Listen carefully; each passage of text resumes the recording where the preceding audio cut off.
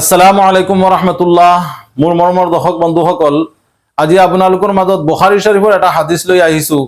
হাদিছ number হ'ল 6306 number হাদিছ। আল্লাহ নবী মুহাম্মদুৰ ৰাসূলুল্লাহ সাল্লাল্লাহু আলাইহি ওয়াসাল্লামে ইৰশাদ কৰিছে, যদি কোনো ব্যক্তিয়ে ৰাতিপুৱাৰ সময়ত সাইয়্যিদুল ইস্তিগফাৰ যদি পঢ়ে, তে আবেলি হোৱাৰ আগে আগে যদি তেওঁৰ মৃত্যু হৈ যায়, ডাইরেক্ট জন্নত হাসিল করিব, জন্নতত প্রবেশ করিব।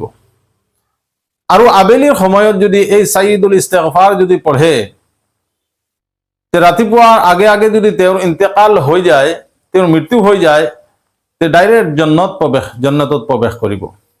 এই সাইয়্যিদুল ইস্তিগফার এইটো হয়, আল্লাহুম্মা আনতা রাব্বি লা ইলাহা ইল্লা আনতা খালাকতানি ওয়া আনা আবদুকা ওয়া আনা আলা আহদুকা ওয়া ওয়া'দুকা মাস্তাতা'তু ওয়া আউযু বিকা মিন শাররি মাস্তাতা'তু ওয়া আবুউ লাকা বিনি'মাতিকা আলাইয়া ওয়া আবুউ বিযামবি ফাগফিরলি ফা ইন্নাহু লা ইয়াগফিরুয যুনুবা ইল্লা আনতা।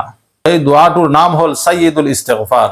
আল্লাহ নবী সাল্লাল্লাহু আলাইহি ওয়াসাল্লামে কৈছে, যদি এই দোয়াটো যদি ৰাতিপুৱা পঢ়ে আৰু আবেলি হোৱাৰ আগে আগে যদি তেওঁৰ ইন্তেকাল হৈ যায়, জন্নতত প্ৰৱেশ কৰিব।